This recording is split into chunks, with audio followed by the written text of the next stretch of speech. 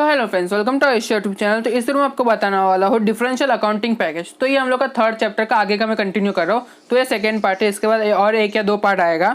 तो यहाँ पे देखो, सबसे पहला क्या है, टैली। यहाँ पे इसका मतलब ये है कि हम लोग को बहुत सारे तरीके के सॉफ्टवेयर है टैली वगैरह करने के लिए। टैली वगैरह करने के लिए मतलब कि अकाउंटिंग जो रहते हैं, जैसे कि आपको प्रॉफिट एंड लॉस अकाउंट बनाना है, लेजर बनाना है, तो उसको बनाने के लिए बहुत सारे अलग अलग सॉफ्टवेयर आते हैं। तो उसमें से जो पहला वाला है वो है टैली। तो यहाँ पे टैली क्या करता है, देखो पहले टैली है ना, बहुत पहले आया था।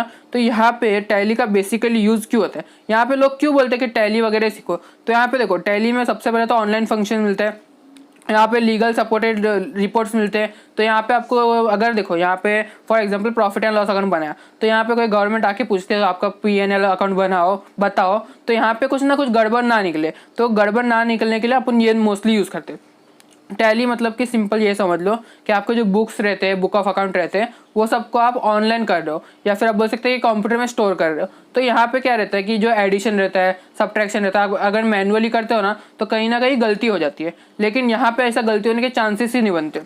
तो यहाँ पे ये इसके लिए फ़ायदा होता है हम लोग को।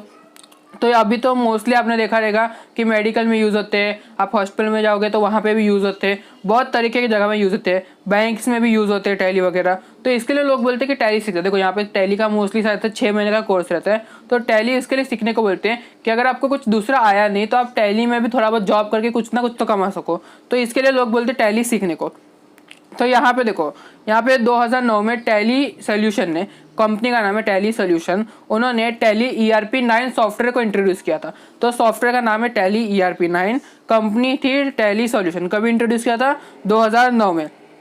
तो ये क्यों इंट्रोड्यूस किया था मैंने बता दिया। पेमेंट, सेल्स, परचेस, ये सब आपको अच्छे से मैनेज करने के लिए, ये जो बुक्स ऑफ अकाउंट रहते हैं उसको मैनेज करने के लिए बनाया गया था। तो आपको तो पता होगा, फिर 2011 के बाद बहुत ज़्यादा ट्रेंडिंग में हो गया था, बोल सकते हैं।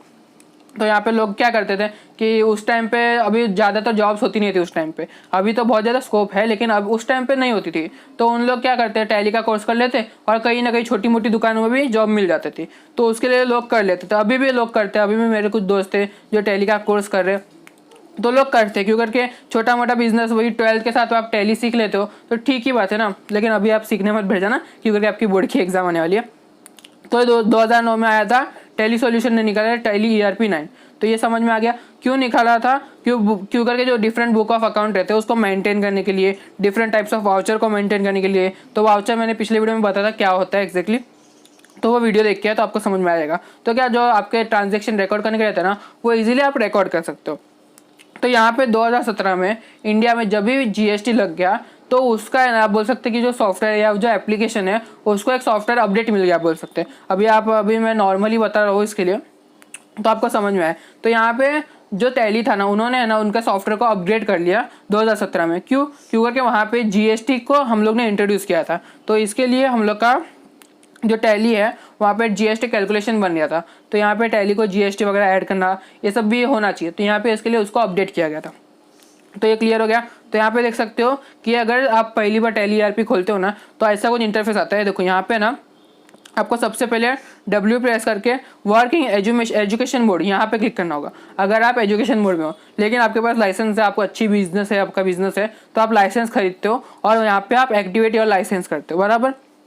तो वहाँ पे वो पैसे लगते हैं। लेकिन अगर आप खाली सीख रहे हो तो मोस्टली एजुकेशन मोड में ही सीखा जाता है, बराबर। तो यहाँ पे उसके बाद देखो, जहाँ पे टैली मैंने बता दिया, तो यहाँ पे आपके पास अगर लाइसेंस है तो आप वहाँ पे लाइसेंस को एक्टिवेट कर सकते हो, या फिर आप एजुकेशन मोड में यूज़ कर सकते हो अगर आप सीख रहे हो तो। फिर यहाँ पे आता है GNU खाता। तो यहाँ पे लास्ट ईयर भी अपने को ये था 11th के अंदर।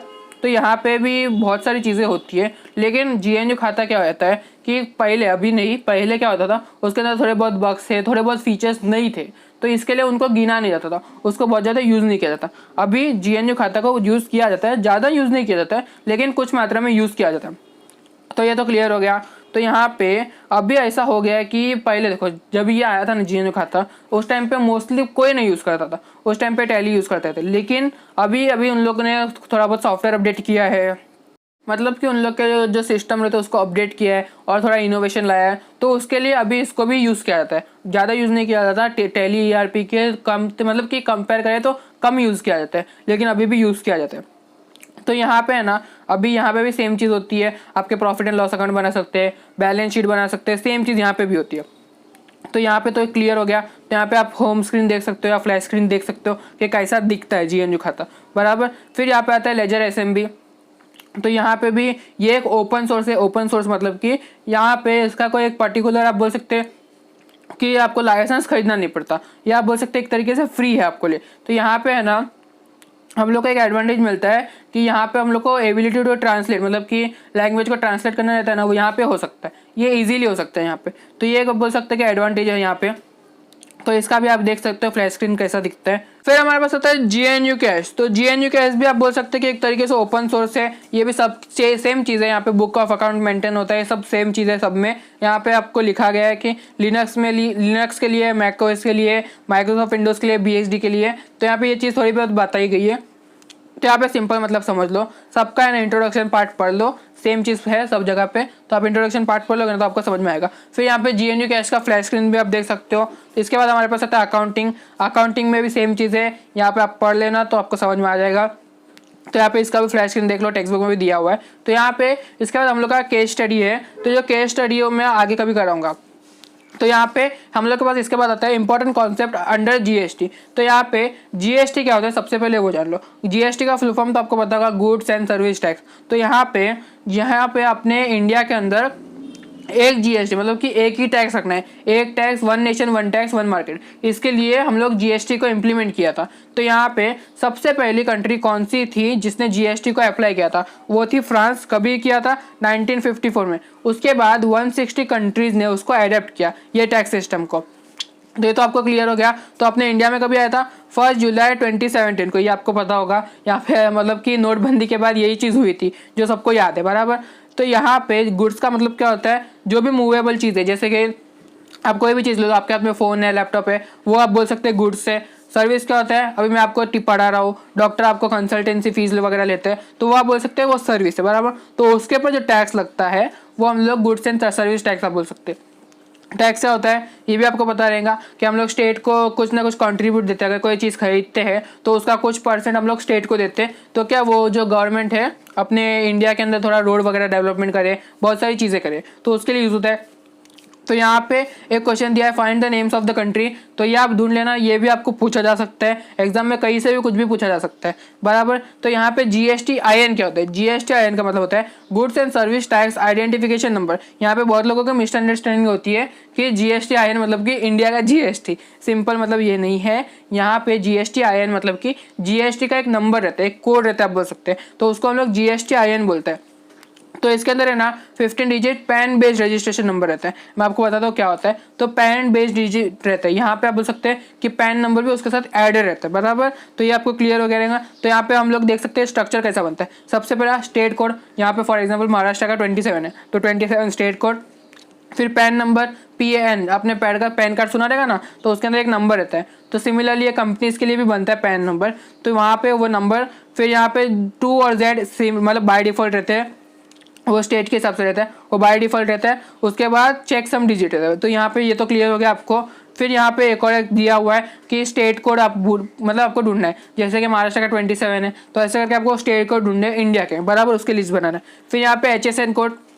तो HSN का मतलब होता है हार्मोनाइज सिस्टम ऑफ नॉमिकल्चर। अभी मैं अगर गलत बोल रहा तो नीचे कमेंट जरूर करना। हार्मोनाइज सिस्टम ऑफ नॉमिकल्चर बराबर is an international acceptant coding. तो यहाँ पे सिंपल मतलब समझो, HSN करके एक कोड रहता है GST के अंदर, इतना आपको पूछा जाएगा, इसके अलावा ज़्यादा कुछ नहीं पूछा जाएगा। और ज़्यादा से ज़्यादा पूछा जाएगा तो HSN का फुल फॉर्म पूछा जाएगा। इसके अलावा मोस्टली मेरे को नहीं लगता कि कुछ पूछेंगे। यहाँ पे WCO का भी फुल फॉर्म पूछ सकते हैं। तो यहाँ पे सिंपल समझ लो, ये कोड रहता है एक तरीके का जो GST के अंदर अप्लाई होता है, GST के अंदर इंक्लूड होता है। फिर हमारे पास आता है SAC आता है। SAC क्या होता है, ये भी एक कोड होता है, सर्विस अकाउंटिंग कोड, बराबर। तो ये भी एक कोड होता है, सिंपल समझ लो CBEC, central board of excise and custom. तो ये कस्टम ड्यूटी वगैरह लगता है, उसके लिए रहता है। तो यहाँ पे अगर आप कंपनी खोलते हो ना तो उसके लिए काम आता है। नॉर्मली यहाँ पे फुल फॉर्म पूछे जाते हैं या कुछ बारीक बारीक चीज़ें पूछी जाती है। आपको इतना डिटेल में नहीं पूछा जाता है कि इसका मतलब क्या होता है, ये क्या होता है, डिटेल में कभी नहीं पूछा जाता है। HSN कोड होता है, SAC कोड होता है। तो यहाँ पे एक और क्वेश्चन बन सकता है कि कौन से 2 कोड है, तो ऐसे भी आप बोल सकते हो कि SAC और HSN कोड होता है, बराबर। तो ऐसे करके क्वेश्चन पूछ सकते हैं, बराबर। तो ये सिंपल समझ लो, SAC मतलब ये सर्विस से रिलेटेड रहता है, और HSN मतलब गुड्स से रिलेटेड रहता है, सिंपल। इसके बाद यहाँ पे टैक्स अंडर GST। तो यहाँ पे टैक्स अंडर GST क्या होता है कि हम लोग का स्टेट का अलग अलग चीज़ें रहती है। तो यहाँ पे क्या लिखा है, GST उसको दो में डिवाइड किया गया, इंटर स्टेट और इंट्रा स्टेट। इंटर स्टेट मतलब अपने स्टेट के अंदर ही, और इंट्रा स्टेट मतलब कि स्टेट के बाहर। सिंपल, ये समझ में आ गया। तो यहाँ पे स्टेट के बाहर रहता है तो SGST और CGST लगता है, और इंटर स्टेट मतलब स्टेट के अंदर ही रहता है तो IGST यूज होता है। तो यहाँ पे आपको आगे कभी डिटेल में बताऊंगा। तो यहाँ पे सिंपल समझ लो, देखो यहाँ पे CGST मतलब कि इंट्रा स्टेट मतलब कि सेंट्रल गवर्नमेंट रहता है, मतलब कि ये जो कलेक्शन रहता है ना वो सेंट्रल गवर्नमेंट करती है। CGST सेंट्रल गवर्नमेंट बराबर, तो ये सेंट्रल गवर्नमेंट करती है, SGST स्टेट गवर्नमेंट करती है, IGST भी सेंट्रल गवर्नमेंट करती है बराबर। तो ये आपको समझ में आ गया। जैसे कि फॉर एग्जांपल के लिए दो स्टेट के लिए, फॉर एग्जांपल मुंबई से लेकर कोई भी गुजरात में स्टेट पकड़ लो या दिल्ली में स्टेट पकड़ लो, तो यहाँ पे ये दो स्टेट के बीच में कोई ट्रांजेक्शन होता है तो वो IGST के अंदर आता है। तो यहाँ पे सेम एग्जांपल एक और एक लेते हैं, जैसे कि एक कोई भी महाराष्ट्र ले लो, मुंबई से पुणे कोई सामान को बेचा जा रहा है तो यहाँ पे CGST और SGST लगेगा। लेकिन यहाँ पे दो स्टेट के बीच में हो रहा है तो यहाँ पे CGST और IGST लगेगा। तो ये समझ में आ गया आपको, होप आपको समझ में आएगा। वापस से आपको बता देता हूँ, CGST SGST कब लगता है, एक ही स्टेट के अंदर है तभी, और CGST IGST कब लगता है, जब ये दो स्टेट के बीच में होता है बराबर। तो यहाँ पे इसके बाद GST रेट, तो ये तो आपको पता ही होगा, 5%, 12%, 18% और 28%, और 0% भी लगता है जो कि नेसेसिटी है, जैसे कि मिल्क वगैरह, ब्रेड वगैरह, तो उसके लिए 0% लगता है बराबर। तो ये तो आपको सबको पता ही होगा, ऑब्वियस सी बात है। तो यहाँ पे आपको पता ही होगा, देखो मैंने जैसे कि बताया 0% किसके लिए, मिल्क वगैरह के लिए रहता है, तो 5% किसके लिए रहता है, थोड़ा सा मतलब आप बोल सकते हैं जो 28 रहता है ना वो लग्जरियस के लिए, जैसे कि आपको मैकबुक लेना है या फिर कोई मतलब आपका ऐसे एक शौक है कि लग्जरियस लाइफ है, जैसे कि AC लेना वगैरह वगैरह, तो उसके लिए 28%, मोबाइल ले रहे हैं तो उसके लिए 18% बराबर है। तो यहाँ पर अलग अलग चीज़ें रहती है, तो आपको अगर गूगल करोगे ना तो आपको समझ में आ जाएगा। तो ज़्यादा इसमें दिमाग मारने की जरूरत नहीं है, सिंपल समझ लो 4 स्लैब होते हैं, 5, 12, 18, 28, और एक 0 भी होता है जो कि मिल्क के लिए, बटर के लिए, मतलब कि जो नेसेसिटी रहती है उसके लिए बराबर। तो ये आपको समझ में आ गया रहेगा। तो यहाँ पे आपको एक डू इट योरसेल्फ लिया हुआ है, तो ये भी आप सॉल्व कर लो तो आपको समझ में आ जाएगा। तो यहाँ पे input tax and output tax, input tax क्या होता है, आउटपुट टैक्स क्या होता है। तो यहाँ पे इनपुट CGST, इनपुट SGST। तो देखो यहाँ पे सिंपल मतलब समझ लो, इनपुट मतलब कि आप ले रहे हो कोई चीज़ को, और आउटपुट मतलब किसी को दे रहे हो बराबर। तो ये तो आपको समझ में आ गया। तो लेते समय पर भी टैक्स लगता है और आउटपुट के समय पर भी टैक्स लगता है। तो यहाँ पे ये चीज़ रहती है। तो यहाँ देखो सिंपल मतलब समझ लो, GST on outward supply of tax and service is known as output tax, sorry output tax. तो आउटपुट टैक्स का मतलब सिंपल समझ लो, जब भी आप कोई सामान बेचते हो तो जब भी जो टैक्स लगता है उसको हम लोग बोलते हैं आउटपुट टैक्स। जब भी आप सामान खरीदते हो जो टैक्स लगता है उसको हम लोग बोलते हैं इनपुट टैक्स। तो ये तो आपको समझ में आ गया।